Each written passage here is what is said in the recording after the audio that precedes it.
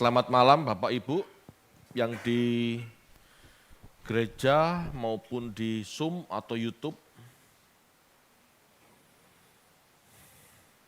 Kita akan melanjutkan pembahasan kitab Roma. Ya. Roma 9 ayat 9 sampai dengan 26. Tema malam hari ini dipilih sebagai alat kemuliaan.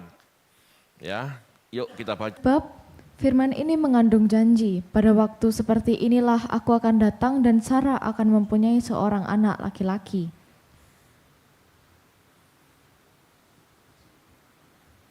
Tetapi bukan hanya itu saja, lebih terang lagi ialah Ribka yang mengandung dari satu orang, yaitu dari Ishak, bapa leluhur kita. Sebab waktu anak-anak itu belum dilahirkan dan belum melakukan yang baik atau yang jahat, supaya rencana Allah tentang pemilihannya diteguhkan, bukan berdasarkan perbuatan tetapi berdasarkan panggilannya. Dikatakan kepada Ribka, anak yang tua akan menjadi hamba anak yang muda. Seperti ada tertulis, aku mengasihi Yakub tetapi membenci Esau. Jika demikian, apakah yang hendak kita katakan? Apakah Allah tidak adil? Mustahil. Sebab ia berfirman kepada Musa, aku akan menaruh belas kasihan kepada siapa aku mau menaruh belas kasihan, dan aku akan bermurah hati kepada siapa aku mau bermurah hati. Jadi hal itu tidak tergantung pada kehendak orang atau usaha orang, tetapi kepada kemurahan hati Allah. Sebab kitab suci berkata kepada Firaun, itulah sebabnya aku membangkitkan engkau, yaitu supaya aku memperlihatkan kuasaku di dalam engkau, dan supaya namaku dimasyhurkan di seluruh bumi. Jadi ia menaruh belas kasihan kepada siapa yang dikehendakinya, dan ia menegarkan hati siapa yang dikehendakinya. Sekarang kamu akan berkata kepadaku, jika demikian, apalagi yang masih disalahkannya? Sebab siapa yang menentang kehendaknya? Siapakah kamu, hai manusia, maka kamu membantah Allah? Dapatkah yang dibentuk berkata kepada yang membentuknya, mengapa engkau membentuk aku demikian? Apakah tukang periuk tidak mempunyai hak atas tanah liatnya untuk membuat dari gumpal yang sama suatu benda untuk dipakai guna tujuan yang mulia dan suatu benda lain untuk digunakan dipakai guna tujuan yang biasa? Jadi, kalau untuk menunjukkan murkanya dan menyatakan kuasanya, Allah menaruh kesabaran yang besar terhadap benda-benda kemurkaannya yang telah disiapkan untuk kebinasaan. Justru untuk menyatakan kekayaan kemuliaannya atas benda-benda belas kasihannya yang telah dipersiapkannya untuk kemuliaannya. Yaitu kita, yang telah dipanggilnya bukan hanya dari antara orang Yahudi, tetapi juga dari antara bangsa-bangsa lain. Seperti yang difirmankannya juga dalam kitab Nabi Hosea, yang bukan umatku akan kusebut umatku, dan yang bukan kekasih, kekasih. Dan di tempat di mana akan dikatakan kepada mereka, kamu ini bukanlah umatku, di sana akan dikatakan kepada mereka, anak-anak Allah yang hidup. Baik, Bapak Ibu, ayat-ayat ini adalah ayat-ayat yang sulit, bahkan seringkali dipahami dengan ceroboh oleh banyak orang Kristen. Seolah-olah kita dipilih pasti selamat. Seolah-olah kita dipilih menjadi umat pilihan itu pasti selamat. Padahal tidak seperti itu. Contoh umat pilihan adalah umat Israel. Itu contoh. Bayangan dari kita umat pilihan yang sebenarnya. Jadi umat pilihan yang sebenarnya itu kita, bukan Israel Bapak Ibu. Israel itu hanya bayangan, gambaran dari kita yang seharusnya menang dalam pemilihan. Israel adalah contoh umat pilihan yang kalah. Kita, umat pilihan yang sesungguhnya diharapkan menang. Diharapkan menang. Tapi belum menang loh. Ya. Kita diharapkan selamat, tapi belum selamat loh. Kita akan mempelajari ayat-ayat ini dengan benar. Supaya kita jadi orang Kristen jangan takabur. Seolah-olah sudah selamat, seolah-olah dipilih pasti selamat, santai, sehingga ke gereja cuma sorak-sorai, selebrasi. Apanya yang mau diselebrasi? Selamat aja belum. Saya katakan belum Bapak Ibu. Kenapa? Ya karena kita masih harus mengerjakan. Ya. Dalam pembahasan saat inilah kita akan berpikir benar-benar apa yang dimaksud umat pilihan. Bapak Ibu, Paulus tidak pernah membenturkan antara kedaulatan Allah dan kehendak bebas manusia. Bagi Paulus, kedua premis teologis ini benar. Allah berdaulat, itu benar. Tapi manusia punya kehendak bebas, itu juga benar. Kedua premis ini tidak tabrakan, tidak benturan, tetapi saling melengkapi. Saling, ya, saling melengkapi. Jelas ini artinya Allah berdaulat memilih, bebas. Tetapi manusia juga punya kebebasan merespon. Paham ya? Allah bebas memilih, manusia bebas merespon. Sebetulnya ini sama dengan proses anak muda. Ya cowok menang milih, cewek menang nolak. Kan belum tentu mau. Betul ya? Ada cowok nguber cewek gitu ya. Yang cewek apa pasti mau? Belum tentu. Jadi dua-dua benar. Gitu ya. Cowok berhak milih, boleh silahkan. Tapi cewek pun berhak menolak. Paham ya maksudnya? Seperti itu, Allah juga begitu. Allah berhak memilih, berhak. Tapi manusia berhak menolak. Atau berhak mau taat. Paham ya? Sama. Cowok berhak milih. Menang nembak, kan gitu ya. Ceweknya menang nolak atau mau, kan gitu. Sama Bapak Ibu, jadi nggak ada yang tabrakan antara pemilihan dan kehendak bebas. Tidak tabrakan. Yang ngawur itu adalah kalau mengatakan Allah berhak memilih dan manusia yang dipilih tidak bisa menolak. Ya itu aneh. Itu aneh Bapak Ibu. Jadinya robot, padahal tidak seperti itu. Bapak Ibu, Paulus menggambarkan keselamatan seperti seseorang yang diadopsi. Minggu lalu kita sudah belajar ya, kalau Anda lupa silahkan diulang. Seseorang yang diadopsi saat kanak-kanak jelas belum memiliki prestasi. Tetapi bukan berarti orang yang mengadopsi tidak memiliki harapan akan anak adopsi tersebut. Betul ya? Ada anak umur 5 tahun atau 10 tahun, belum ngapa-ngapain. Belum punya prestasi. Diambil anak, diadopsi, sah. Bukan berarti anak yang tidak punya prestasi ini seperti itu terus. Bapak yang mengadopsi anak ini pasti punya harapan.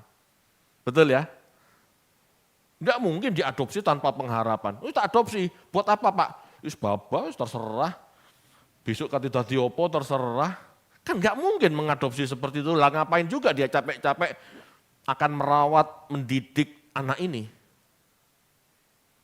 Adopsi adopsi ya itu terjadi karena seseorang ayah, seseorang ibu yang mengadopsi pasti punya pengharapan. Ya. Sama Bapak Ibu, seperti Allah mengadopsi kita, pasti ada pengharapan. Bapak memang mengasihi kita tanpa syarat. Bapak memang mengasihi kita saat kita berdosa. Tapi bukan berarti kita boleh dosa terus. Boleh meleset terus. Boleh bodoh terus. Bapak mengadopsi kita pasti ada harapan. Bapak mengadopsi kita menjadi anaknya, pasti punya pengharapan. Bapak Ibu, anak yang diadopsi adalah seseorang manusia baru. Ya, ada perjanjian atau hukum yang melindungi hak hidup seorang yang diadopsi. Ada hak, ya. Tetapi sekaligus ada kewajiban dan tanggung jawab sebagai anak adopsi. Ada tanggung jawab, ada kewajiban. Kamu sudah tak ambil anak, kamu tak kasih makan, kamu tak besarin, pasti orang tua punya pengharapan. Kelak anakku, kamu akan mewarisi perusahaan. Kewajibanmu sekarang belajar, supaya besok kamu bisa ngurus perusahaan, kan gitu. Lah buat apa diadopsi kalau nggak ada gunanya? Kadang-kadang teologi Kristen itu ngawurnya minta ampun.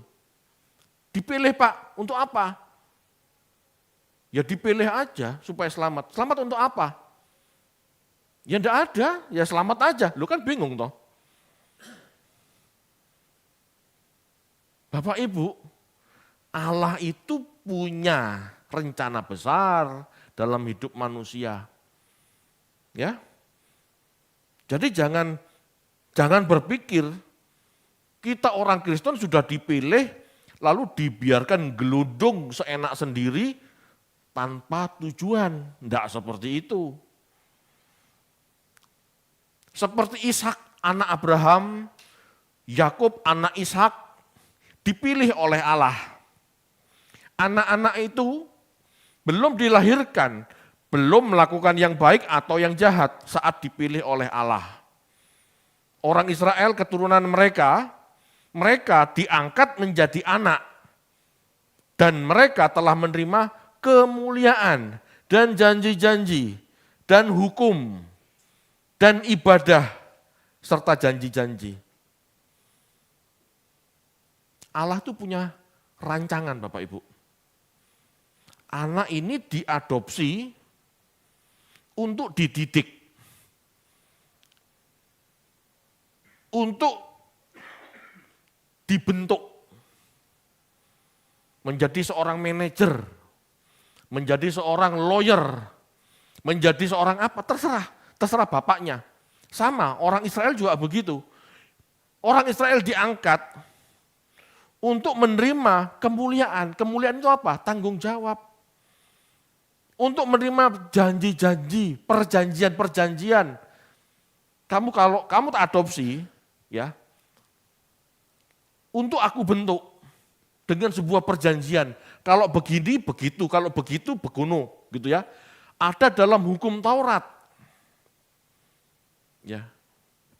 Di kitab Taurat dikatakan, kalau kamu taat melakukan apa yang aku firmankan, kamu akan menjadi umatku. Kamu akan menjadi imamat yang rajani. Ini kemuliaan. Menjadi imamat yang rajani kemuliaan, tetapi mereka harus taat melakukan firman dulu. Jadi Bapak Ibu, pemilihan Ishak, pemilihan Yakub, bapak dari 12 suku Israel, adalah untuk menjadi alat kemuliaan Allah.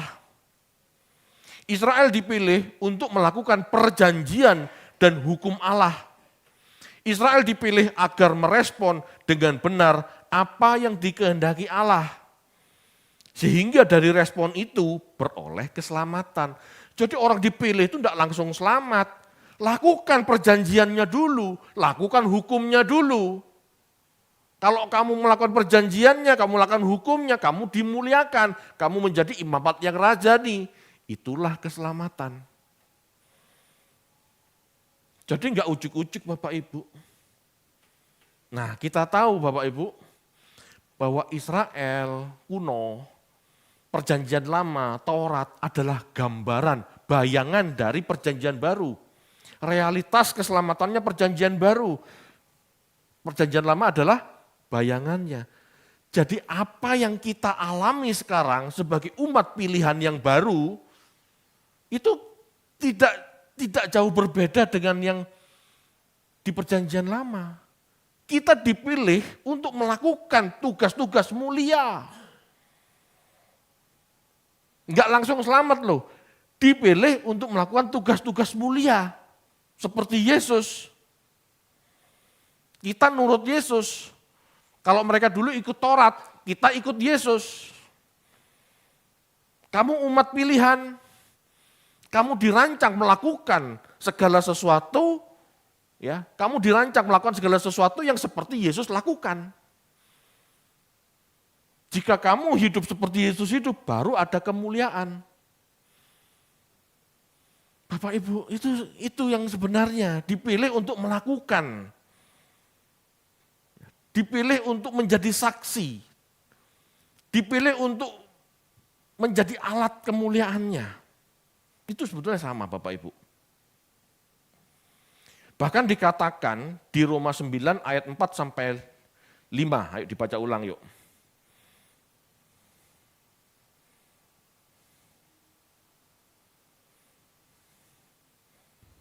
Roma 9 ayat 4 sampai 5. Sebab mereka adalah orang Israel, mereka telah diangkat menjadi anak dan mereka telah menerima kemuliaan dan perjanjian-perjanjian dan hukum Taurat dan ibadah dan janji-janji. Mereka adalah keturunan bapa-bapa leluhur yang menurunkan Mesias dalam keadaannya sebagai manusia, yang ada di atas segala sesuatu. Ia adalah Allah yang harus dipuji sampai selama-lamanya. Amin. Ya, Bapak Ibu, Israel dipilih untuk melakukan perjanjian-perjanjian atau hukum Taurat. Ya. Israel dipilih untuk melahirkan Mesias juga. Menurunkan Mesias dalam keadaannya sebagai manusia. Berarti sebelum jadi manusia dia sudah ada. Kan begitu. Jadi Israel dipilih selain untuk melakukan Taurat Tuhan, untuk melakukan hukum-hukum Allah gitu ya. Israel juga dipilih untuk menurunkan Mesias dalam keadaannya sebagai manusia. Berarti sebelum sebagai manusia, Mesias bukan manusia. Dia adalah sosok ilahi ya yang ada di sorga. Two power in heaven. Dua kuasa di sorga. Yang lanjut usia dan anak manusia. Itu jelas ya. Jadi Israel dipilih untuk menjadi alat Allah melahirkan Mesias yang memiliki otoritas Allah yang sebelumnya tidak berkeadaan sebagai manusia. Jadi Israel dipilih ini dengan maksud luar biasa Bapak Ibu. Selain untuk taat pada hukum-hukum Allah, dia dirancang untuk melahirkan Mesias. Maksudnya apa? Sebelum Mesias hadir, dia belajar taat dengan Taurat. Setelah Mesias hadir, orang Israel diharap taat kepada Mesias. Galatia 3 ayat 23 sampai 25. Ayo dibaca yuk. Galatia 3 ayat 23 sampai 25. Sebelum iman itu datang, kita berada di bawah pengawalan hukum Taurat dan dikurung sampai iman itu telah dinyatakan. Jadi hukum Taurat adalah penuntun bagi kita sampai Kristus datang, supaya kita dibenarkan karena iman. Sekarang iman itu telah datang, karena itu kita tidak berada lagi di bawah pengawasan penuntun. Jelas Bapak Ibu? Iman itu Kristus. Mesias itu datang sebagai manusia untuk menyempurnakan Taurat. Awalnya Allah memimpin, ya awalnya Allah memilih Israel ya, dan mendidik mereka melalui Taurat. Pemahaman mereka tidak komplit, pemahaman mereka tidak tepat. Mesias dihadirkan supaya mereka masuk dalam pemahaman yang lebih mulia, yang lebih sempurna. Israel dipilih, ya awalnya Israel dipilih hidup dalam Taurat. Setelah Mesias itu datang, orang Israel harus taat kepada Mesias. Harus taat kepada pemberi Taurat. Yesuslah yang menyempurnakan Taurat. Ini masalah karena orang Yahudi menolak. Halo. Umat pilihan yang dididik itu menolak. Sehingga kitalah yang dari bangsa-bangsa lain ini dipanggil oleh Allah menggantikan Israel. Halo Bapak Ibu. Karena umat yang lama menolak dididik, menolak melakukan firman Tuhan, menolak si pemberi Taurat. Ya sudah kamu tidak mau. Allah panggil manusia dari bangsa-bangsa lain. Jadi seperti itu Bapak Ibu. Bapak Ibu, Allah itu seperti tukang periuk yang membentuk perkakas periuk. Tukang periuk mempunyai hak atas tanah liatnya untuk dipakai guna tujuan yang mulia dan suatu benda lain untuk dipakai guna tujuan yang biasa. Bapak Ibu, Allah semesta alam berhak memilih bangsa apapun sesukanya untuk membentuk suatu bangsa menjadi alat baginya. Dia pilih Israel. Tidak ada yang bisa protes. Itu hak Allah sebagai tukang periuk, sebagai pencipta. Ya, inilah pemilihan Israel. Sehingga ketika Israel sebagai bangsa salah merespon, tidak mau menjadi alat kemuliaan Allah, menolak Mesias anak Allah yang hadir sebagai manusia, Allah sebagai tukang periuk berhak membentuk ulang atau bahkan berhak menghancurkan. Halo Bapak Ibu, Allah itu seperti tukang periuk. Tahu periuk ya? Gerabah. Apa? Tanah liat. Allah itu seperti tukang periuk. Punya bahan tanah liat, dia bentuk seperti misalnya seperti kendi gitu. Dibentuk seperti apa namanya? Mangkok gitu. Bebas kan? Israel dibentuk menjadi alat yang berguna, menjadi alat kemuliaan. Tapi Israel menolak. Ya. Dia menolak Yesus, dia menolak Mesias yang hadir. Dia menolak menjadi saksi. Dia menolak utusan Allah. Dia menolak gambar dan rupa Allah.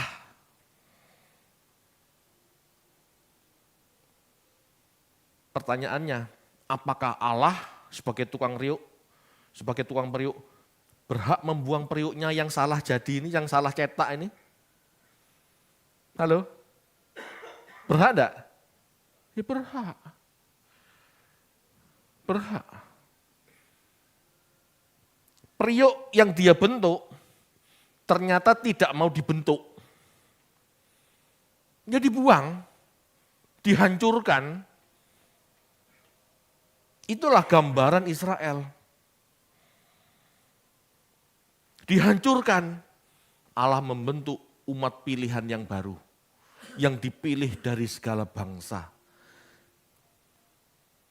Dia membentuk umat pilihan yang baru. Bukan berdasar keturunan, tetapi berdasar iman.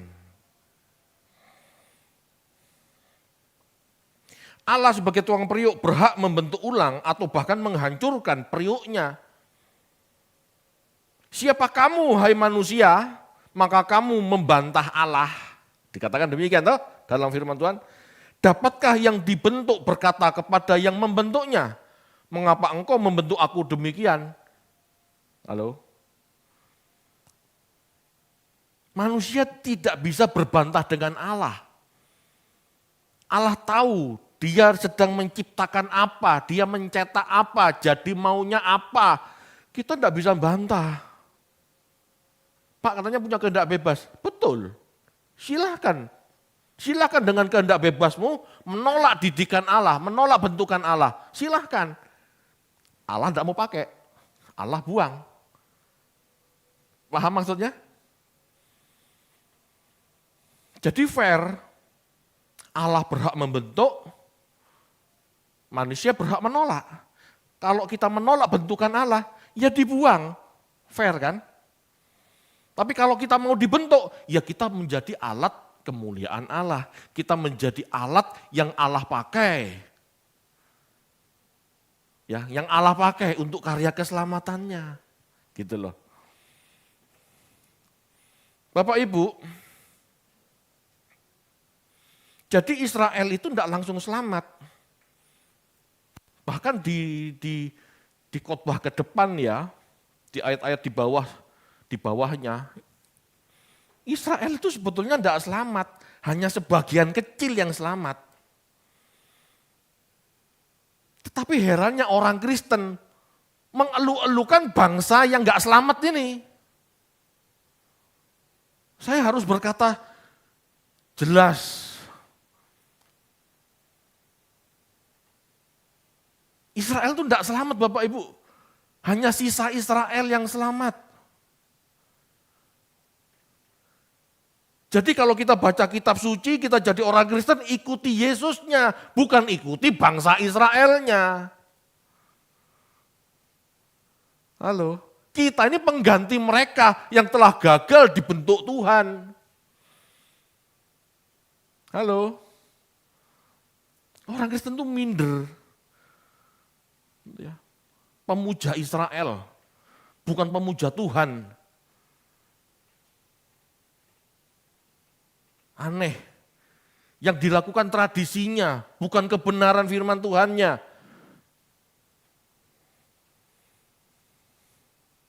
Jadi Israel Bapak Ibu tidak langsung selamat. Ya. Mereka diadopsi untuk melakukan kehendak Allah, tapi tidak melakukannya. Nah, kitalah yang dipilih oleh Allah sekarang. Seperti Israel dipilih Allah, demikian kita, setiap orang yang percaya kepada Yesus, dipilih Allah dari berbagai bangsa untuk menjadi alat kemuliaannya. Oh David, Pak Tony, Pak Andoko, Pak Rudi dipilih dari bangsa Indonesia untuk menjadi alat kemuliaannya. Amin Bapak Ibu. Jadi gak usah minder sama Israel. Kita ini umat pilihan yang sama seperti mereka. Bahkan jangan ikut-ikutan mereka karena mereka sudah gagal. Kita ini harus berhasil.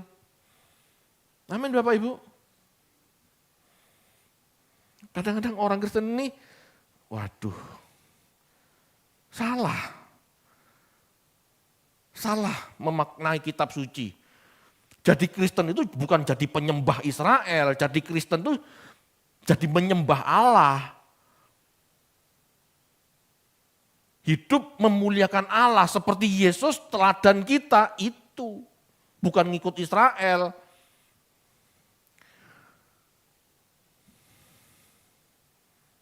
Seperti Israel dipilih Allah, demikian kita setiap orang percaya kepada Yesus dipilih Allah dari berbagai bangsa untuk menjadi alat kemuliaannya.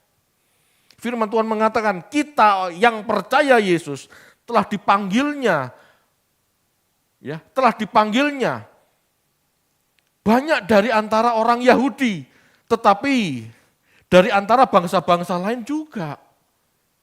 Ya, sebagian orang Yahudi percaya Yesus. Tidak 100% menolak ya. 12 murid itu orang Yahudi. Beberapa rabi, juga orang Yahudi, ada yang percaya, yaitu sebagian yang selamat. Tetapi kebanyakan juga bukan dari bangsa Yahudi. Dari antara bangsa-bangsa lain. Seperti yang difirmankan juga dalam kitab Nabi Hosea. Yang bukan umatku, akan kusebut umatku. Kita ini sebetulnya bukan umat Tuhan. Tetapi karena bangsa Israel menolak, maka kita dipilih dan disebut sebagai umat pilihan, umatnya Tuhan juga. Yang dulu bukan kekasih, sekarang disebut kekasih. Kita yang mau taat ini loh yang disebut anak-anak Allah yang hidup. Mereka Israel menolak Mesias, tidak mau taat, bukan anak Allah sebetulnya. Halo. Khotbah ini Bapak Ibu jarang diberitakan di gereja-gereja. Karena gereja-gereja umumnya kebanyakan penyembah Israel bukan penyembah Tuhan. Lihat aja gayanya itu. Dikit-dikit bannernya Israel. Padahal Israel yang sekarang itu bukan Israel Alkitab. Bapak Ibu, kita menyembah Tuhan ya, bukan menyembah Israel. Mereka bangsa yang gagal. Mereka dihancurkan Tuhan 2 kali.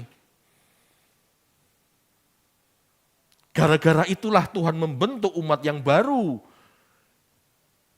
Kita, umat yang baru. Kita, umat yang dipilih berdasarkan iman. Ayo berhasil. Ayo bersyukur. Ayo bangga sebagai umat pilihan. Jangan minder sama Israel. Sehingga setiap kali ibadah, loh kok malah bendera Israel yang dikibar-kibarkan. Ini kan ngawur.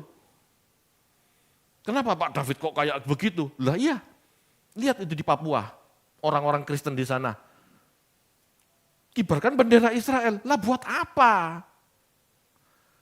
Lo bangsa gagal kok dikibar-kibarin. Saya stres Bapak Ibu melihat tingkah pola orang Kristen yang pro-Zionis itu. Enggak tambah baik, tambah jahat. Tuhan Yesus menjelaskan, mereka menolak. Mereka menolak, mereka menyalibkan. Injil Yohanes mengatakan mereka itu jemaah iblis. Halo Bapak Ibu. Sebagian kecil dari mereka itu yang akan selamat, lainnya binasa. Ya, itu khotbah minggu depan.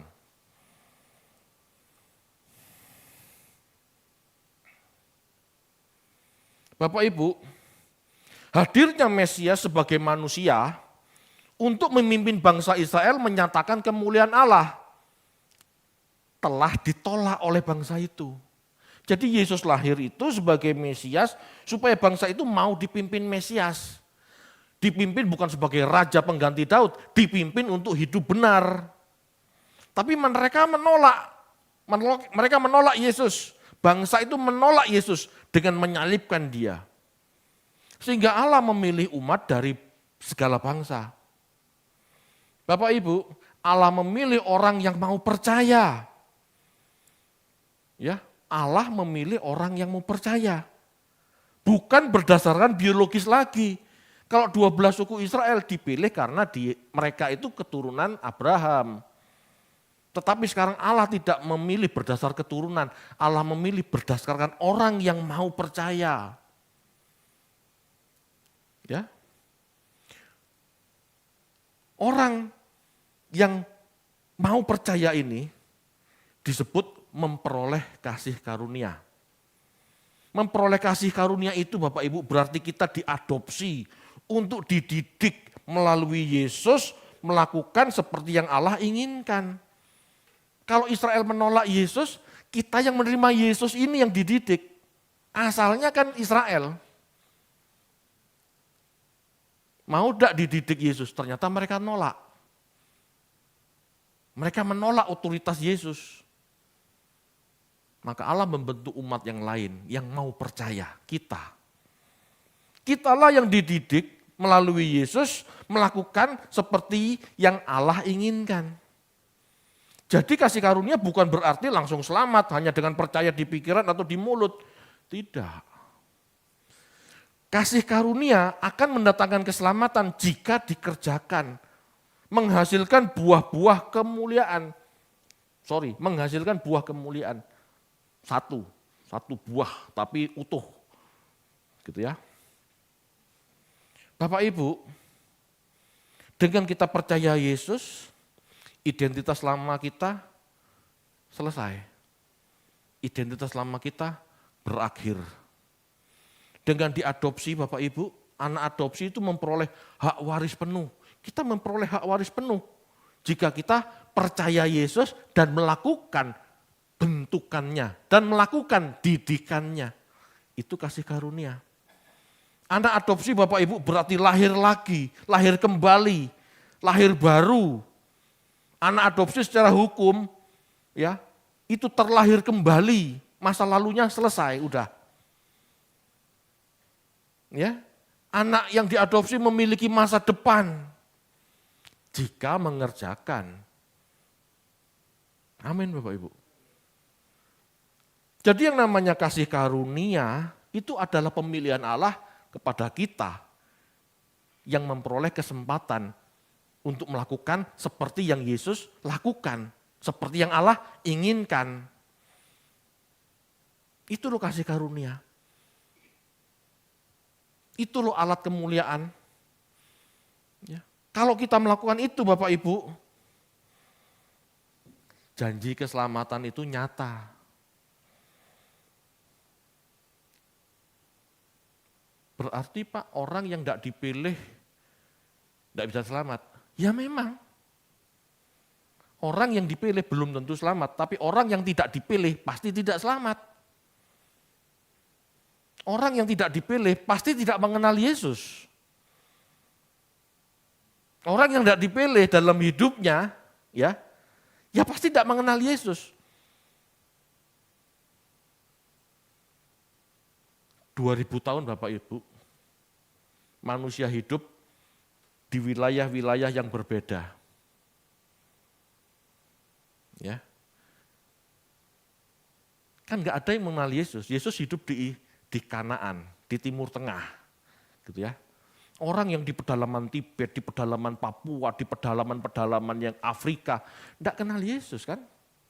Mana mereka bisa selamat? Ingat ya, yang namanya selamat itu hidup seperti Yesus hidup. Itu selamat. Bukan masuk surga dan tidak masuk surga, itu bukan, lain itu ya.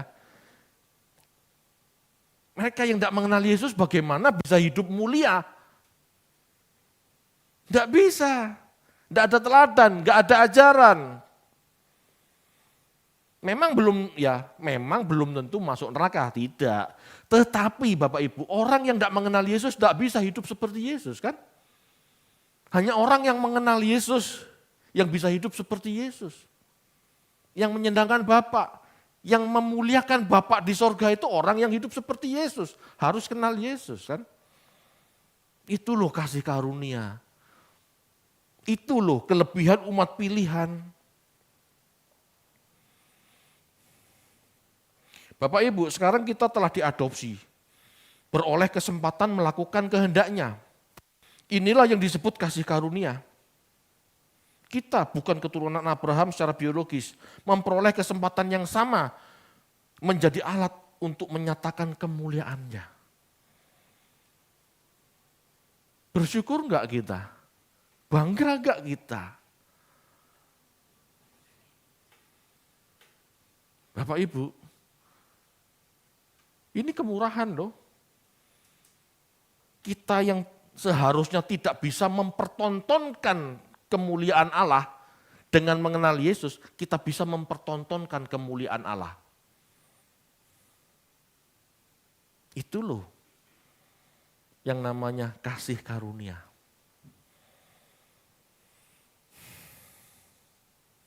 Sebetulnya saya sudah milih satu lagu ya, Kita semua tahu lah, kita dipilih dari segala bangsa. Dulu mungkin kita menyanyi dengan pemikiran pertimbangan yang salah. Tetapi setelah kita memahami ini, boleh enggak nyanyi itu? Boleh, karena kita punya pengertian yang baru. Kita harus bangga menjadi umat pilihan. Kenapa? Karena kita mendapat kesempatan mempertontonkan, bersaksi, ini loh kemuliaan Allah. Ini loh kebaikan Allah. Itu Bapak Ibu. Kita umat perjanjian baru seharusnya mengerjakan seperti apa yang Yesus kerjakan. Itu loh kemuliaan Allah. Hidup dengan belas kasihan, hidup dengan pengertian akan kehendak Allah sebagai anak yang memuaskan hati Bapa itu seperti apa. Itu loh memuliakan Allah. Kita dipilih untuk melakukan itu. Kita dipilih untuk memuliakan Allah seperti itu. Menjadi seorang spiritualis. Bukan menjadi seperti orang Israel yang legalistis. Taat berkat, tidak taat kutuk. Bukan itu. Yesus hadir untuk memperbaiki orang Israel yang konsep hidupnya taat berkat, tidak taat kutuk. Salah. Yesus hadir untuk menunjukkan bagaimana memuaskan hati Bapa. Bahkan tanpa hidupnya yang kata orang Yahudi, dia kena kutuk. Betul? Yesus umur 33 tahun sudah mati disalib. Dalam hidupnya miskin, gak ada berkat. Tapi dia melakukan yang baik dan memuaskan hati Allah. Itu loh memuliakan Allah. Memuliakan Allah itu bukan diberkati secara fisik, secara jasmani. Bukan gak boleh ya, tetapi bukan itu standarnya. Kalau tidak taat, mati muda, kena kutuk. Panjang umur berarti diberkati Tuhan. Belum tentu, Yesus 33 tahun mati. Halo. Yang ini loh yang diubah. Yang diubah ini begini ini loh. Jadi kalau kita hidup menunjukkan hidup kita seperti Yesus, itu memuliakan Allah Bapak Ibu. Ya. Dalam hal inilah kita di satu sisi menjadi alat kemuliaan Allah, tetapi di sisi lain memperoleh keselamatan dalam arti dimuliakan bersama Yesus. Bukan masuk surga atau masuk neraka ya, tetapi dimuliakan bersama Yesus. Saat Yesus dimuliakan menjadi raja, ya kita orang percaya yang disebut mempelai Kristus sama-sama dimuliakan. Kita bersanding dengan mempelai pria. Itu masih nanti. Tugas kita sekarang melakukan kehendak Allah, hidup seperti Kristus hidup, menjadi alat kemuliaan Allah di muka bumi sesuai zaman kita masing-masing. Di abad pertama Yesus memuliakan Allah dengan hidupnya. Di abad 22 atau 21, kitalah yang menjadi alat kemuliaan Allah di zaman sekarang. Amin Bapak Ibu. Itu menjadi alat kemuliaan. Menjadi alat kemuliaan tuh hidup seperti Yesus hidup. Meskipun Yesus tidak punya apa-apa, dia memuliakan Allah. Jadi memuliakan Allah itu tidak harus jadi kaya raya. Tidak. Memuliakan Yesus tidak harus panjang umur. Sebab Yesus mati umur 33. Halo Bapak Ibu, memuliakan Allah itu kelakuan kita ini loh, sikap hidup kita ini loh, belas kasihan kita ini loh, memberkati sesama ini loh memuliakan Allah. Meskipun tidak punya apa-apa tapi tetap mau berbagi, itu loh memuliakan Allah. Konsep memuliakan Allah jangan ikut-ikutan Yahudi, mereka gagal karena konsep itu. Mereka gagal dengan konsep itu. Jangan ikut-ikutan. Kita harus hidup seperti Yesus hidup. Disitulah kita memuliakan Allah. Amin Bapak Ibu. Bukan tidak boleh kaya ya. Kalau Anda kerja keras, Anda kaya, ya puji Tuhan. Gunakan itu untuk melayani. Tetapi konsepnya jangan, oh kalau kamu miskin, kamu terkutuk. Wah itu benar. Ya, sering saya dengar itu Bapak Ibu. Ya, sering orang-orang miskin itu ya di gereja lama ya bukan di sini, dianggap kena kutuk. Setiap kali ada ibadah doa, ibadah pemutusan kutuk. Nah kutuk apa? Dalam Kristus sudah tidak ada kutuk. Kalau mereka miskin ya mereka kurang beruntung. Bagian kita membantu mereka. Hanya begitu. Jangan dianggap orang miskin kena kutuk. Mati muda kena kutuk, belum tentu. Ini konsep yang ngawur Bapak Ibu.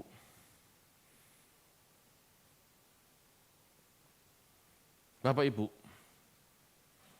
ini contoh ya, contoh. Tidak ada orang menjadi juara yang dibanggakan negara jika tidak terpilih jadi timnas.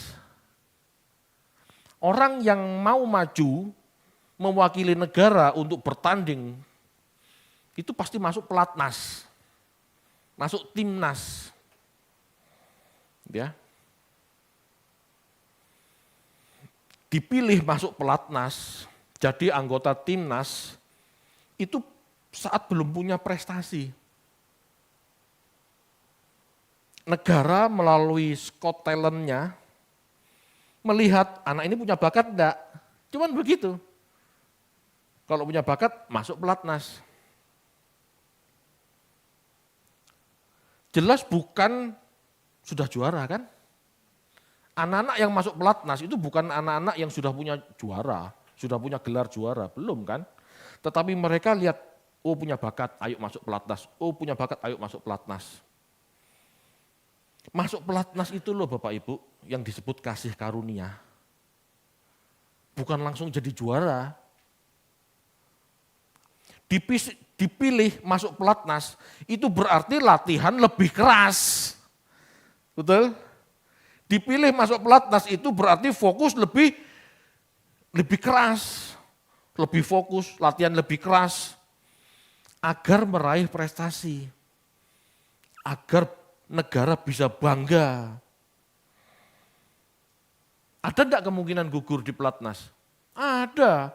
Banyak orang yang tidak bisa ikut latihan di pelatnas, akhirnya terbuang. Ini contoh saja ya, contoh.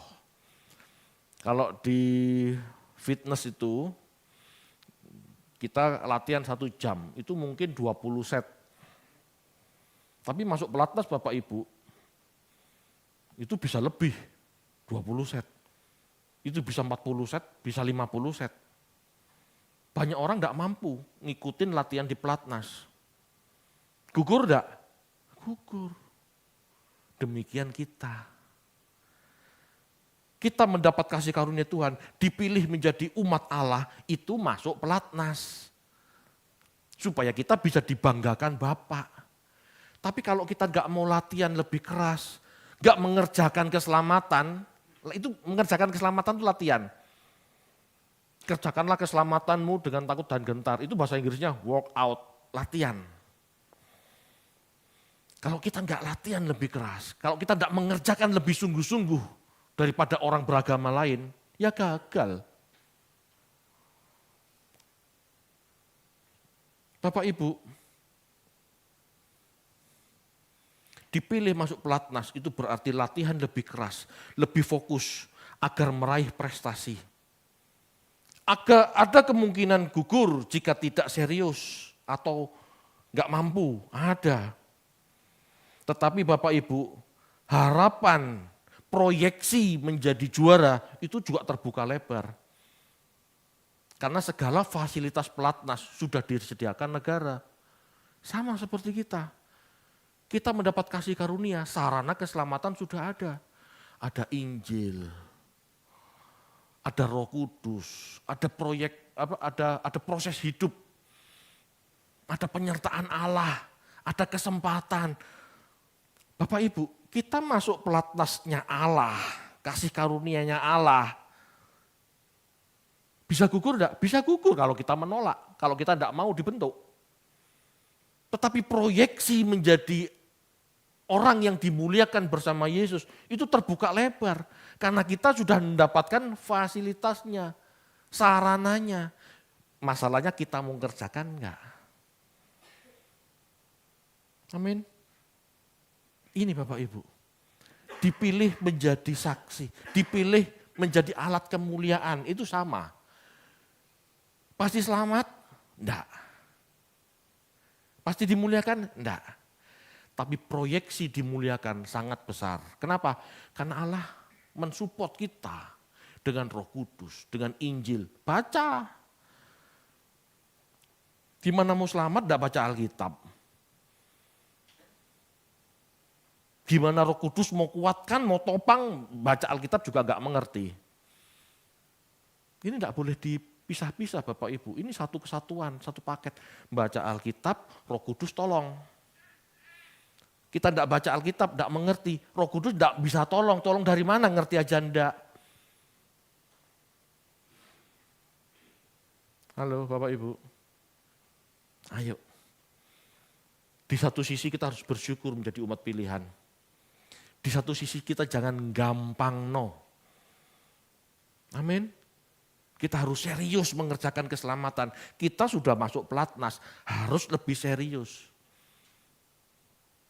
Kita umat-umat yang dibanggakan Bapak sebetulnya.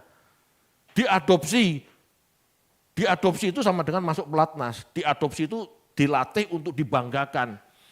Kelak kamu akan menjadi penerus. Kelak kamu akan memimpin seperti Yesus. Masing-masing punya tanggung jawab.